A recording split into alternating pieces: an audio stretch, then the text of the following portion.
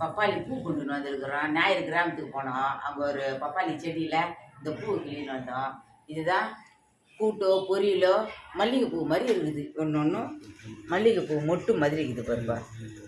இதை தான் நம்ம கூட்டோ பொரியலோ பண்ண போகிறோம். வாங்க பார்க்கலாம். இந்த பாருப்பா அப்படியே கொத்து கொத்தா இருக்குது. அதை பிச்சு பிச்சு போடலாம். மல்லிகைப்பூ மாதிரியே இருக்குமா? மல்லிகைப்பூ மாதிரியே தான் இருக்குது. மல்லிகைப்பூ மாதிரியே தான் இருக்குது. இது இந்த மாதிரி மல்லிகைப்பூ மொட்டு மாதிரியே தான் இருக்குது. இதை தான் பொரியல் பண்ண போகிறோம். பூப்பா பப்பாளி பூவை தான் பொரியல் பண்ண போகிறேன். இப்போ மல்லிகைப்பூ மாதிரியே இருக்குது. எண்ணெய் ஊற்றுறேன்ப்பா.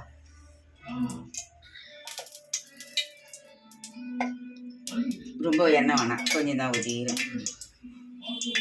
இது பாருப்பா கடுகு பருப்பு போடுறேன்.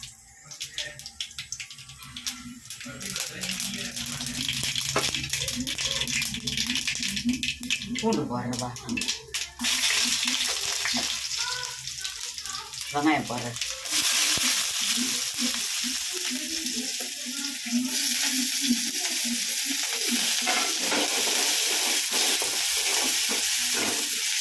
கருவேப்பிலை போட்டுறேன்.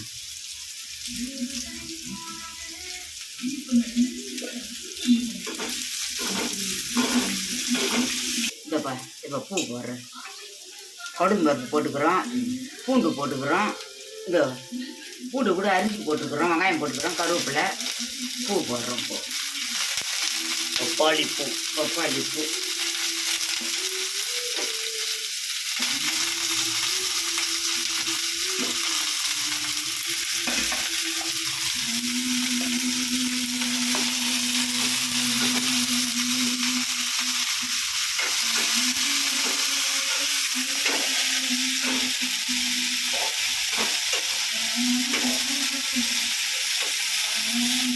மிளகாத்தூள் போடுறேன். வீட்டு மிளகாத்தூள் தான் போடுறேன்.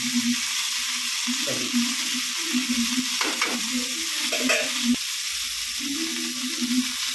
இது வருப்பா உப்பு சால்ட்டு உப்பா.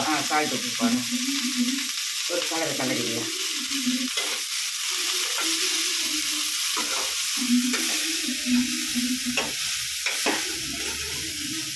ரவுண்டு தண்ணி தெளிச்சு விட்டு அப்படியே மூடி வச்சிடலாம்.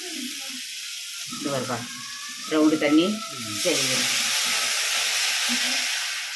அப்படியே மூடி வச்சிடலாம். இந்த வருப்பா கொஞ்ச நேரம் வேகட்டும். சரி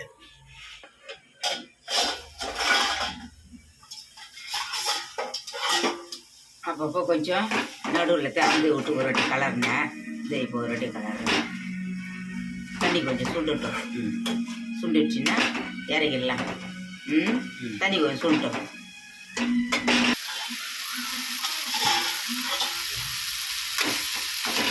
தண்ணி சுண்டிடுச்சு, இறங்கிடலாம். ஒரு 2 வாட்டி கலரி விட்டோம்பா. தண்ணி பத்தின பிறகு இறங்கிடலாம். பப்பாளி பூ கூட்டு ரெடி. பொரியல்ப்பா. பப்பாளி பூ பொரியல். ஆமாம், பருப்பு போட்டால் தான் கூட்டு. இது பொரியல். அவ்வளோதான், ரெடி ஆகிடுச்சு.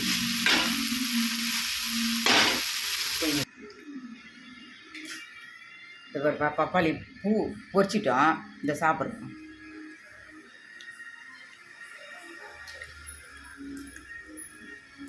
கொஞ்சம் பாவக்காய் மாரி கசினு கசப்பாகுதுப்பா. ஆனால் சுகருக்காக நல்லது தான் போகுது.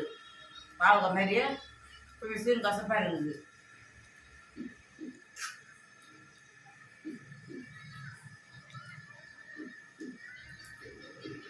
நீங்களே என்ன குழந்தைங்களாம் கொடுக்காதீங்க. சுகருக்காக வேணால் சரி சாப்பிடுங்க.